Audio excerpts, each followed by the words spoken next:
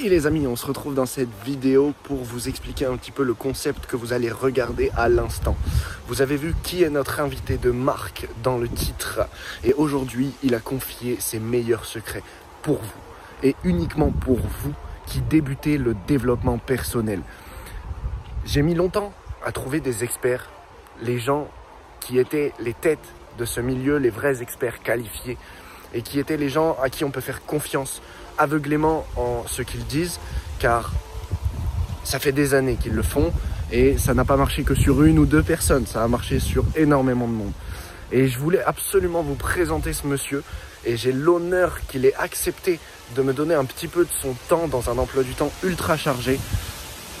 Et j'aimerais vraiment que vous lui fassiez un accueil pour le premier épisode extraordinaire, que vous mettiez en commentaire vos retours et les prochaines interviews arrivent très très vite.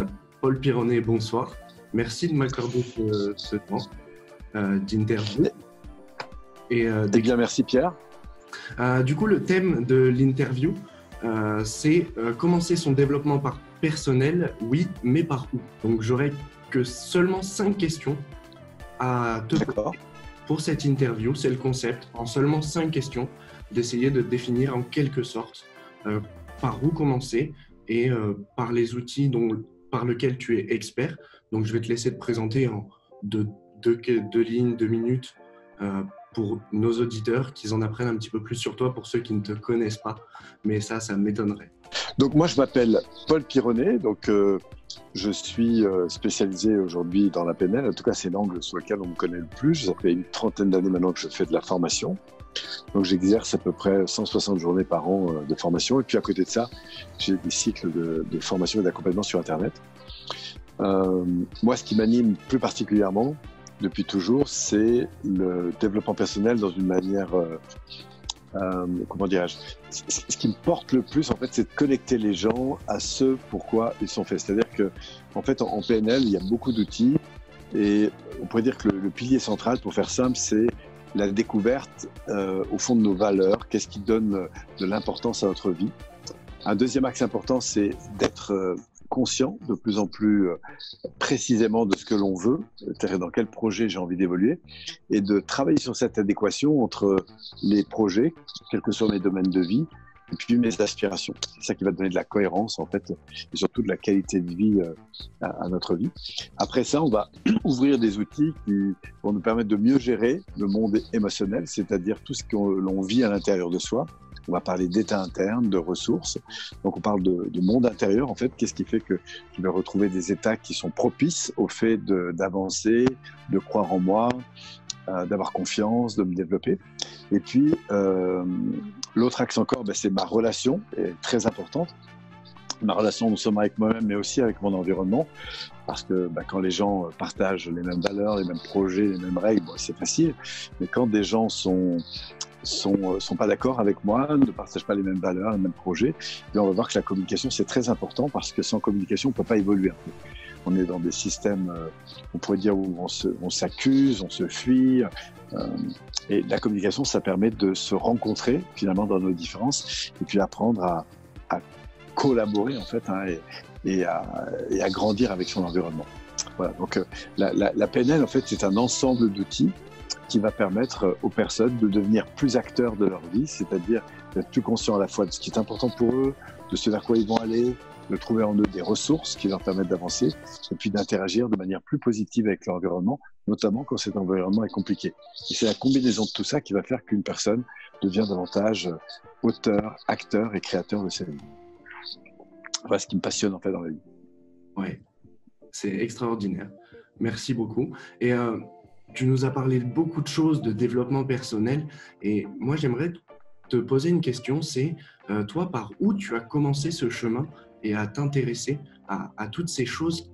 Par où tu as débuté, toi, peut-être personnellement, ce chemin? Alors, comment j'ai commencé En fait, c'est ça. Comment j'ai commencé? Moi, à l'époque, je faisais du sauvetage en mer. J'ai fait ça entre 18 ans et 23 ans. Et je vis de la formation depuis l'âge de 23 ans. C'est-à-dire qu'il y a eu un petit passage. Et quand j'ai découvert le développement personnel, je l'ai fait d'abord parce que j'avais une ambition de mieux gérer des équipes comme j'étais spécialisé en côte dangereuse, entre apprendre à souffler dans un mannequin et réanimer une personne alors que la famille est en état de choc autour, c'est pas du tout la même histoire. Je me suis rendu compte à quel point, pour réussir dans la vie, il suffit pas d'avoir des techniques, des savoir-faire et tout ça. On n'est pas des fers humains, on est des êtres humains. Cet être humain, il fonctionne principalement à travers notre canal émotionnel, à travers nos relations et surtout ce qui se passe dans notre tête, c'est-à-dire ce à quoi on croit. Et moi, au départ, j'avais beaucoup de croyances limitantes. J'avais le sentiment, par exemple, que pour être aimé dans la vie, il fallait réussir. Et je m'évaluais beaucoup, personnellement, à travers les résultats que j'avais. Et j'ai découvert en fait que c'est chouette de s'évaluer à travers les résultats, mais on n'est pas encore une fois que des fers humains, on est aussi des êtres humains. Et du coup, j'ai ouvert tout un champ de conscience de la manière dont je fonctionnais. Qu'est-ce qui était important pour moi dans ma vie? Où est-ce que je veux aller dans ma vie? Comment je peux retrouver plus de sérénité, de confiance, de joie de vivre, de dynamisme, d'enthousiasme, etc., de détermination aussi? Comment je peux du coup construire avec mon environnement? Comment je peux oser aller vers des gens que je ne connais pas? Comment je peux oser interagir? Comment je peux faire face à des conflits? Comment je peux améliorer mes relations avec des gens que je rencontre? Et c'est tout ça en fait qui a fait après mon accélération. Alors, j'ai pas commencé par la PNL.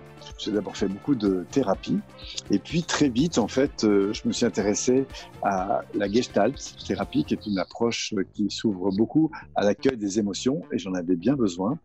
Et puis ensuite, j'ai découvert l'analyse transactionnelle, pour laquelle je me suis formé, qui est une autre approche encore. Donc j'ai fait un peu tous les grands fondamentaux, et je le faisais un peu en parallèle à du développement personnel qu'à l'époque on appelait plutôt la thérapie. Il y avait différents courants de la psychologie humaniste à l'époque, et notamment on faisait beaucoup de thérapie. J'ai fait énormément de stages comme ça, de cette thérapie. Et puis quand j'ai découvert la PNL, ce qui a vraiment changé, c'est que quand je travaillais sur moi, et c'est pas une mauvaise chose, mais dès qu'au fond j'avais des difficultés, on revenait toujours sur l'origine des problèmes, le pourquoi des problèmes, etc. Et quand j'ai découvert la PNL, pour moi ça a été une grande accélération, parce que plutôt qu'essayer de comprendre le pourquoi j'avais un manque de confiance en moi, pourquoi je n'osais pas aller vers les autres, pourquoi j'étais toujours un peu dans la retenue, pourquoi au fond j'avais beaucoup de problèmes finalement, de positionnement, de communication, on m'a plutôt aidé à redéfinir ce que je voulais vraiment. C'est-à-dire à me dire, mais au fond, Paul, dans ta vie, si ta vie était vraiment de qualité, à quoi ça répondrait? J'ai commencé à oser rêver ma vie, à oser imaginer les environnements dans lesquels j'aimerais évoluer, les relations dans lesquelles j'aimerais évoluer, etc. Et ça a été le point de départ, en fait, c'est d'oser croire en un avenir meilleur. Et j'ai commencé à travailler sur mes visions, et puis de mes visions, j'ai finalement découvert ce qui était vraiment important pour moi dans mes valeurs. Et puis après, j'ai commencé à me former. À l'époque, comme je n'avais pas assez d'argent, en fait, j'ai décidé de monter un groupe. J'ai fait venir quelqu'un, en l'occurrence Alain Carole. Et puis c'est comme ça que je me suis formé en PNL. Et puis j'ai monté des groupes. Et puis de groupe en groupe, je me suis formé, reformé. Et en parallèle à mes activités de formateur que j'avais entreprises, je me suis spécialisé en PNL parce que j'ai trouvé vraiment que cet outil était extrêmement puissant. D'abord parce qu'il est revalorisant pour l'être humain. On s'intéresse à ce qui marche, quand ça marche, comment ça marche. Et puis c'était le point de départ. Après, j'ai fait énormément de formations et voilà, de séminaire en séminaire, de formation en formation. J'ai développé une école de PNL pendant 10 ans avec le partenaire de l'époque qui s'appelait donc Alain Carole. Et voilà, après, j'ai fait évoluer mon entreprise. Je me suis beaucoup passionné pour l'entreprise aussi. Enfin, voilà, il y a une histoire de 30 ans, donc je ne vais pas raconter mes 30 ans, mais voilà, ça s'est fait par étapes.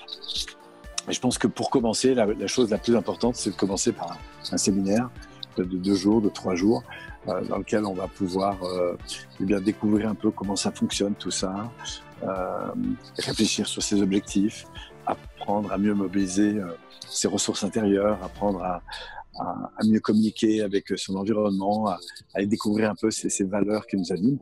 Et je pense que ça va être le point de départ pour être un peu plus acteur de son quotidien et surtout repérer comment, parfois dans son quotidien, on peut facilement se j'ai entre guillemets se pourrir un peu la vie, quoi.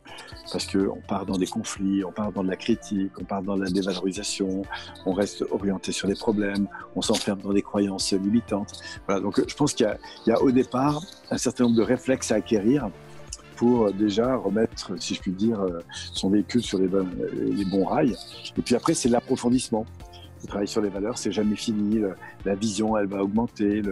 La manière de mieux gérer ses états internes, ses croyances, ses comportements, tout ça, ça va évoluer. Et j'ai envie de dire, c'est jamais fini, l'évolution personnelle. Extraordinaire. Je pense que tu viens de répondre à la question suivante, qui était qu'est-ce qu'un développement personnel réussi selon toi? Est-ce que ça je peux la compléter si tu veux. Un développement personnel réussi, c'est un développement que je sens. C'est une personne qui est de plus en plus heureuse. J'ai presque envie de dire avec son environnement. Et si son environnement lui convient pas, qu'elle sent qu'elle est en capacité de faire évoluer. Par exemple, je peux retrouver dans un job qui me convient pas. Voilà, qui me convient plus, même si j'ai beaucoup donné. Et évoluer, c'est-à-dire, c'est plus être dans oulala, la plainte, la dévalorisation, mais c'est au contraire reprendre des responsabilités en se disant, ok, la vie, elle n'est pas parfaite encore, professionnellement, dans mon couple, avec mes amis, j'ai des difficultés, les reconnaître. Mais au lieu de s'en culpabiliser, c'est de se dire, au fond, qu'est-ce que ça m'apprend? Un développement réussi, c'est un développement dont je sens que j'éclaire en fait ce qui est important pour moi. Je suis plus orienté sur mes problèmes, mais sur des solutions. J'entretiens pas des états internes négatifs, mais au contraire, je vais me chercher intérieurement pour grandir. J'accepte d'interagir avec des gens qui sont différents de moi, que je connais pas. Je vais vers les autres. Et c'est ça, en fait, un développement personnel réussi. C'est un développement dont je sens que voilà, je grandis de l'intérieur, je me sens de plus en plus ouvert, porté,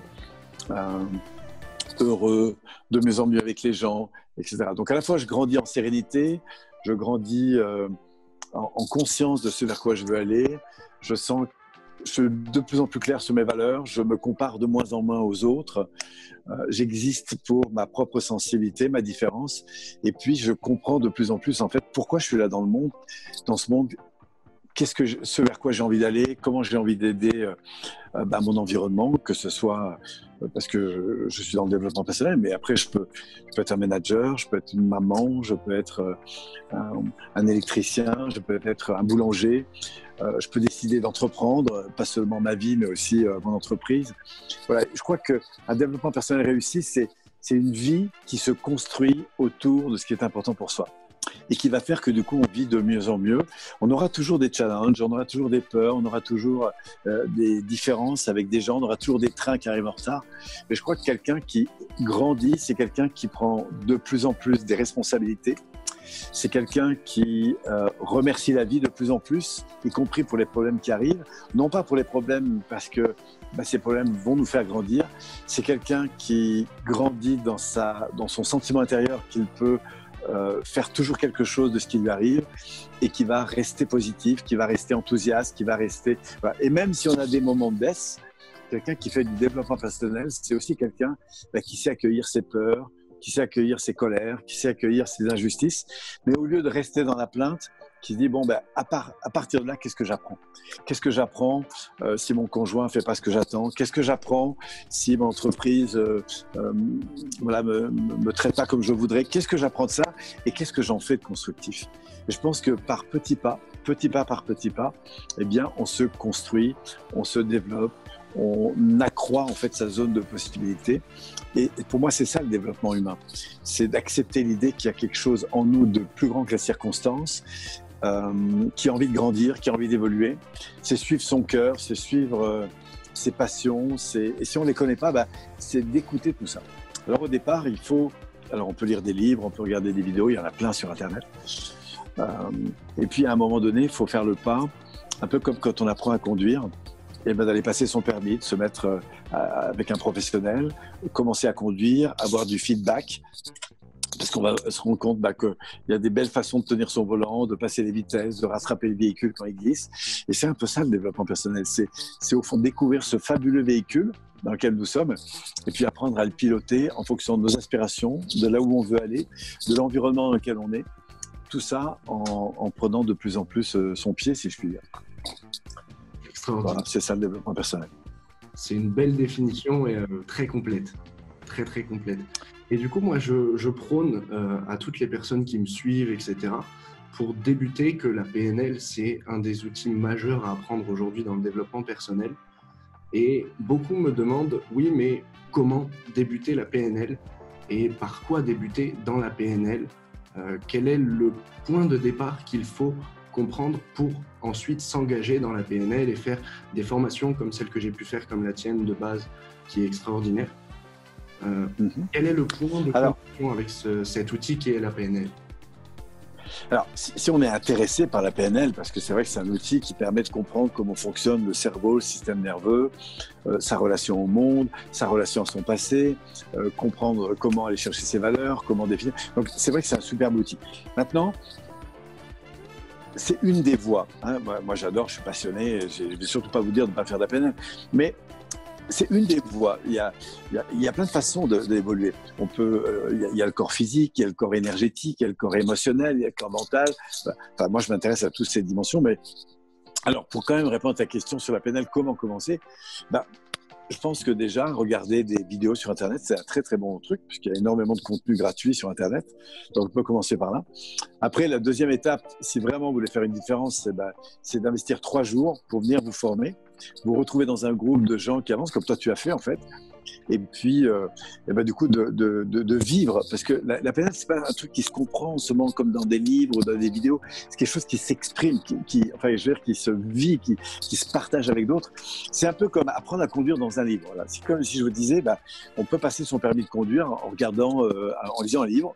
On comprend comment marche une voiture. Après, on peut regarder des vidéos. Alors, évidemment, on aura quelque chose d'un peu plus vivant, parce qu'on voit ça bouge, tout ça.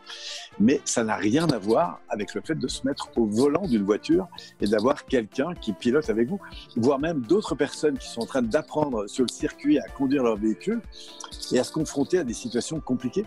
Et c'est grâce à ça qu'on s'arrête, on partage ensemble. Donc, imaginez 3 jours de stage de pilotage, ça va vous accélérer l'acquisition, la compréhension de votre mécanisme de fonctionnement de manière beaucoup plus rapide que si vous lisez des livres ou si vous regardez des vidéos.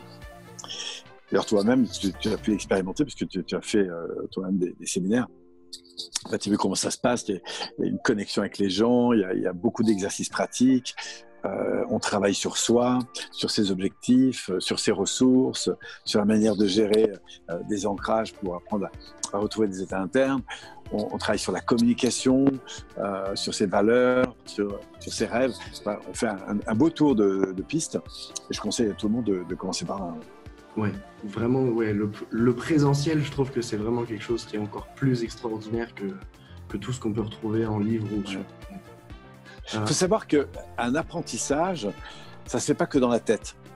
Ça doit se faire au niveau émotionnel et comportemental. Et quand je disais, c'est comme apprendre à conduire en lisant un livre, en regardant une vidéo, vous aurez compris qu'on ne va pas très loin avec ça. Le fait de se mettre au volant d'une voiture, c'est très différent. Le ski, c'est pareil. Le football, c'est pareil. Voilà. Donc la PNL, c'est pareil. C'est quelque chose de très vivant. C'est une pratique. C'est un peu comme un sport.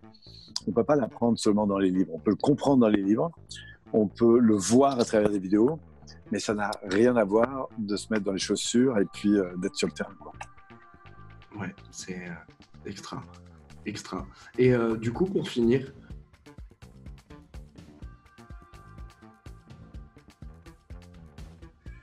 pour les gens qui sont avec toi, qui nous regardent, c'est vraiment les bases. C'est le truc le plus important que je connaisse. Si vous voulez vous échouer dans la vie, c'est très simple. La première chose, c'est que quand ça ne va pas, vous rejetez la responsabilité sur les autres. Voilà. Vous avez un souci, c'est à cause de l'autre. Vous dites que c'est à cause du passé, vous dites que c'est à cause des impôts. Voilà. Vous êtes dans la plainte, en gros, et vous critiquez votre environnement. C'est la première chose à faire. Rejeter la responsabilité, critiquer, dévaloriser. C'est beaucoup plus facile de dévaloriser les gens. C'est beaucoup plus facile de critiquer. Ça ne demande aucune once de responsabilité. Donc, je rejette la responsabilité sur les autres, ce n'est pas de ma faute. C'est les autres. Et 2, je commence à critiquer, à dévaloriser. Et 3, ce qui va se passer, c'est que je vais avoir besoin d'être reconnu comme une victime, en fait. Je me traite comme dans la plainte, etc. La plainte, c'est la meilleure chose que vous pouvez faire pour continuer à échouer.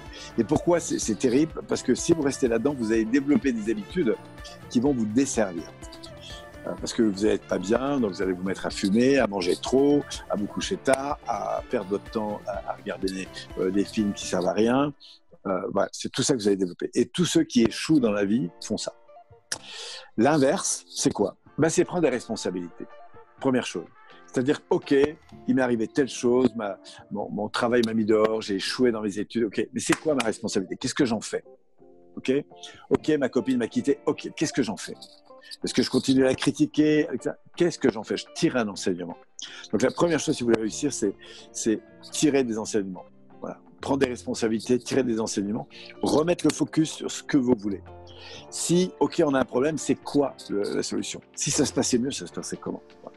Et puis ensuite, allez vous chercher, c'est apprendre à dire merci, à sourire, à mettre le focus sur ce qui va, etc. Et même s'il y a 100, sur 100 choses, il y en a 99 qui ne vont pas, mettez le focus sur ce qui va. Voilà, remettez le focus sur ce qui va. Ça, c'est la première chose importante si vous voulez avancer. Prendre des responsabilités, valoriser et remettre le focus sur ce qui va bien. Exprimer ce qui est positif. Voilà. Et faites-le tous les jours. Faites-le avec vos enfants, faites-le avec votre conjoint, faites-le avec vos amis, etc. Et puis ensuite, si vous avez envie d'aller voir des vidéos, il y en a plein. Vous tapez le problème que vous avez, vous tapez Paul Pironnet derrière. Je sais pas moi, procrastination, Paul Pironnet, vous allez trouver un truc. Vous allez travailler confiance en soi, Paul Pironnet, vous allez trouver un truc. Et si c'est pas moi, vous en trouverez d'autres. Hein. Il y a David Laroche, on est des centaines peut-être pas des centaines, mais en tout cas, il commence à y avoir beaucoup de monde sur Internet. Voilà, donc allez sur Internet, regardez, observez, apprenez, expérimentez. Mais quand vous apprenez un truc, plutôt qu'aller voir 10 vidéos de suite, prenez-en une, retenez une idée et mettez-la en pratique. Et attendez pas, voilà, mettez-la en pratique avec votre environnement. Et c'est comme ça que vous allez avancer. Voilà.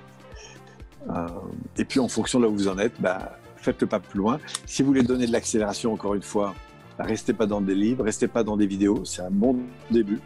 Allez à la rencontre de gens qui peuvent vous aider à avancer. Voilà. Si vous avez de quoi investir sur un séminaire de 3 jours, c'est un investissement, c'est pas une dépense, c'est un investissement parce que ce que vous allez en tirer derrière, c'est énorme. Et voilà, si moi j'avais tout à refaire, c'est clair que je commence par me former au plus vite, travailler sur mon développement personnel. C'est l'investissement le meilleur que vous pouvez faire. Pour moi, ça passe avant tout, ça passe avant l'immobilier, ça passe avant… le développement personnel, c'est la chose la plus… Moi, j'ai commencé très tôt, j'avais 20 ans, à lire mes premiers trucs, à faire mes premières formations, à commencer à me développer. Mais quand je me retourne en arrière, c'est le meilleur investissement que j'ai fait. Et c'est jamais fini. Vous savez, j'étais encore la semaine dernière en formation. Je pars la semaine prochaine me former encore, soit dans des masterminds, tout ça. C'est jamais fini. Et c'est ça qui est extraordinaire, c'est qu'on est sur une voie de croissance infinie, en fait. Du coup, Paul Pironnet, merci beaucoup de m'avoir accordé ce temps, d'avoir accordé ce temps à tous nos auditeurs. Et du coup, je pense qu'avec tout ça, ils vont pouvoir partir sur d'excellentes bases. Dans la description, il y aura tous les liens pour ton site internet, ta chaîne YouTube et aussi ton compte Instagram et d'autres réseaux et tous tes autres. D'accord. Et merci. J'invite les gens à aller se former auprès de professionnels, de personnes certifiées et d'experts vraiment qui savent de quoi ils parlent. Et ce soir, on en a présenté un et je pense qu'il s'est présenté à merveille. Merci beaucoup et puis je te souhaite une excellente soirée. Je te remercie Pierre et puis j'invite tous les gens qui nous suivent ou qui te suivent à continuer à te suivre parce que voilà, tu n'es pas encore très connu mais je suis sûr que tu vas prendre de la voilure et en tout cas je te remercie de venir comme ça de nous solliciter, nous les plus anciens pour faire pour partager en fait autour du développement personnel. Donc bravo. Et puis bravo à ceux qui nous écoutent et surtout suivez votre cœur, suivez cette ambition que vous avez d'évoluer, c'est la plus belle chose qui puisse vous faire grandir en fait demain. Voilà, à tout bientôt.